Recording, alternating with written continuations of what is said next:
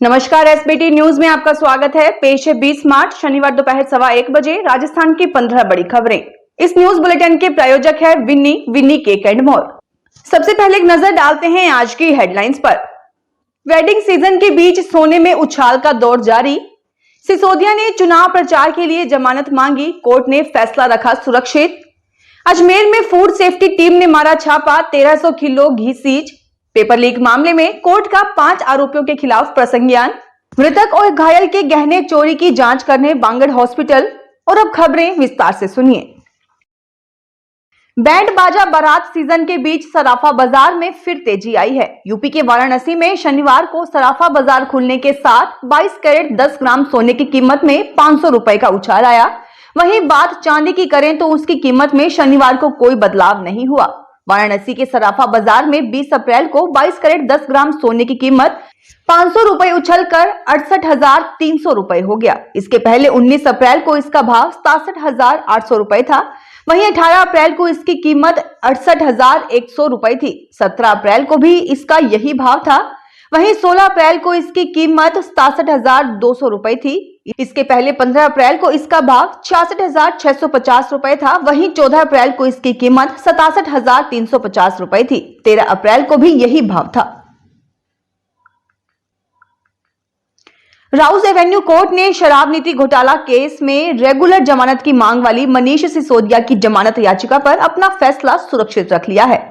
Court 30 अप्रैल को फैसला सुनाएगी। सुनवाई के दौरान ईडी के वकील ने स्पेशल जज कावेरी बावेजा से कहा कि सुप्रीम कोर्ट हाई कोर्ट ने सिसोदिया को केस का मास्टरमाइंड माना है। कोर्ट ने माना है कि वे जांच को प्रभावित करेंगे।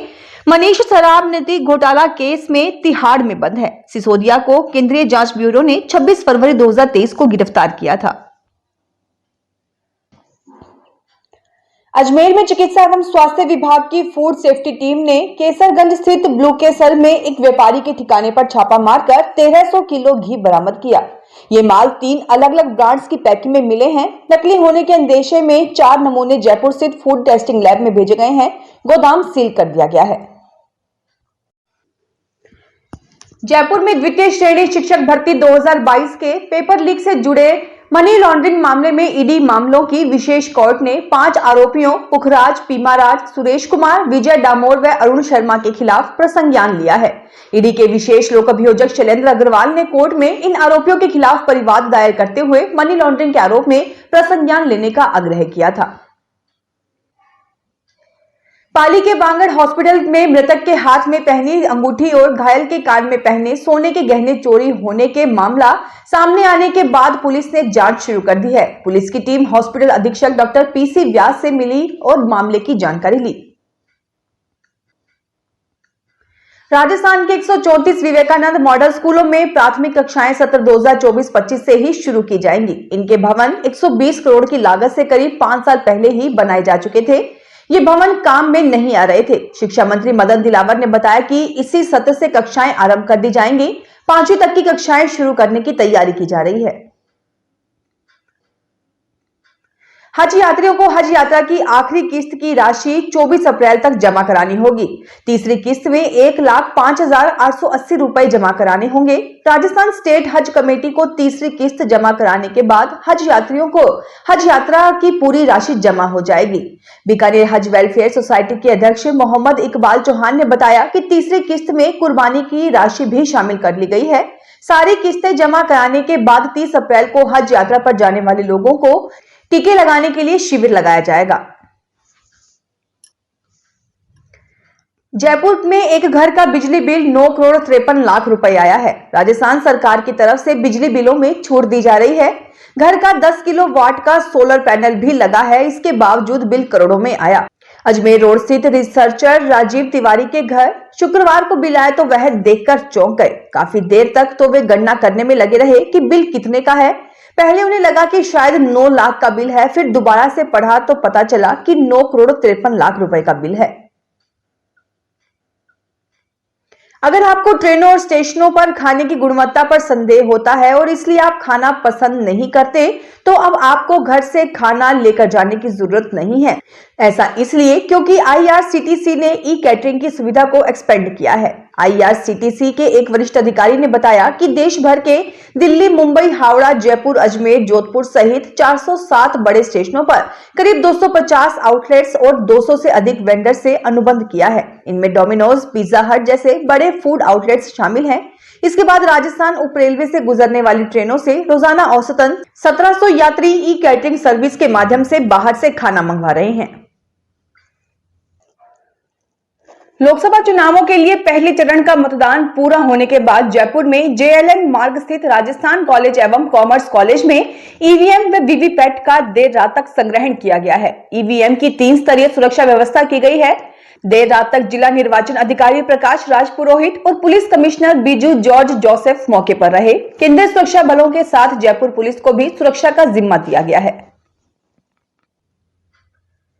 बॉम्बे हाई कोर्ट ने कहा है कि पति पत्नी का अवैध संबंध तलाक का आधार हो सकता है, लेकिन बच्चे की कस्टडी न देने का नहीं। जस्टिस राजेश पाटिल की सिंगल बेंच ने 12 अप्रैल को एक 9 साल की बच्ची की कस्टडी उसकी मां को सौंपने का निर्देश देते हुए ये टिप्पणी की।